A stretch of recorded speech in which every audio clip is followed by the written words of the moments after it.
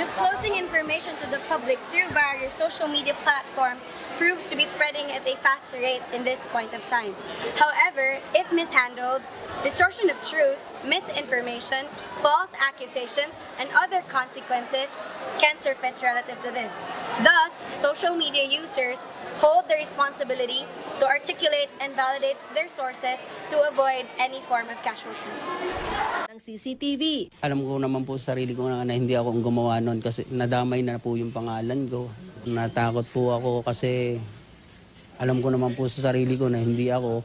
Kaya lang medyo ano na rin po yung nangyayari na may mga comments na parang papatay na rin ako. Balak naman magsampa ng kaso ng kanyang pamilya kung sino man ang nasa likod ng pagkakadawit niya sa krimen. This is not helping us.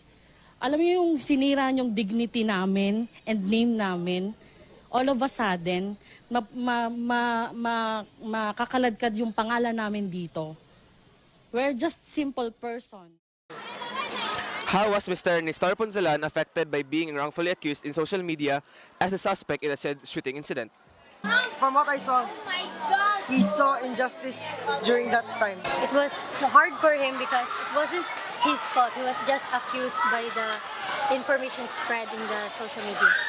Well, based on the video, I can say that Mr. Ponzalan was very depressed. It is very evident that he felt threatened and he felt down due to his reputation, not only for himself but considering also the family members of Mr. Ponzalan. Talagang damang-dama ko ang masasabi natin napakasakit para sa kanya. Diba? Kung ikaw ay husgahan na wala kang kasalanan, ay masasabi mong ikaw ay matatakot. No? Lalong-lalo na kung may magbabanta sa iyo ng kamatayan. Daw siya effect siyang life kay if ako siguro na siyang place, this na siguro ko magawa sa mong balay kay of course wrongfully accused ko and we know nga kanang unsa kadali lang sa social media isa ka click nga maka-affect sa person's life.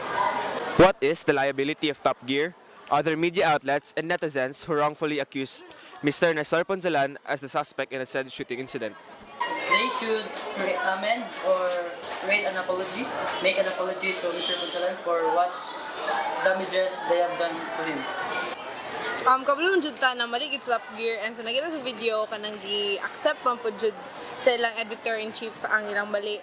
And para sa other kuan nga unta kanang maghuna-huna before mag-post kay as para sa kong gingon earlier nga dali ra kayo mukat sa social media with one click.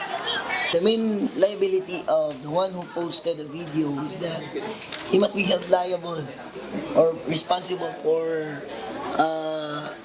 what the damage may have caused to Mr. Ponzalan in the sense that they did not review, they did not investigate or validate what really happened to prior to that incident. What role was played by citizen journalism and social media in this incident? The role, their roles that they're the ones responsible. Especially, we can categorize them as irresponsible journalists in the sense that they did not validate, they try to pinpoint on other person. They are the medium that scattered fake news. They gave, if ever, wrong info towards the said incident. Since public man po to and nag-post yun sa Facebook to, so kanang marag dali or bitaw nabawi ang false information. What positive and negative effects of media and information on individual and society were evident in this incident? Something positive about the happening is like the info was spread quite quickly, and the negative is sometimes wrong information can be spread. So the positive effect of this incident was, as I can see in the video, the news was easily spread, so that's a positive. But then the negative side is the authenticity of the news. We cannot tell if it's true or not. Okay, on the positive side, it will tell us what really transpired or what really happened in that incident.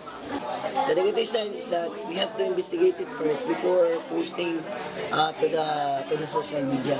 So investigate and try to validate everything or every content and analyze the content of the video before posting. Well, ang positive is because kay kanang dali ra pod nga nabawi tong katong false accusation. And ang ihapong negative kay because lagi atong first kay na-accuse siya.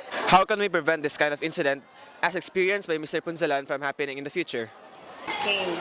So, maiiwasan ito kung may kasabihan tayo na think first before you click. Diba? So, sa madaling salita, kung iisipin mo, sabi nga sa Biblia, kailangan makapito mong iisipin bago mo gagawin. Kung ito ba ay tama o mali. As a user, as a person, we should check or confirm these kinds of news before we share or post it to the other network sites. Kanang unta magunahuna ta na every click in social media matters. Okay, so based from Mr. Poncelan's experience, for all those netizens, it is our sole responsibility and liability if we're going to post something wherein we just have caught it on video or by phone or by incident and then post it without knowing or without thinking what is the adverse effect of after you post that video. So therefore, always remember, you think before you click. Yes. As much as possible, seek legal basis and evidences to accurately convey a narrative. A fabricated story can inflict immeasurable damage, thus, one must be critical to know the legitimacy of the information. Nonetheless, think beforehand what a single click can impact towards the media users and the social community.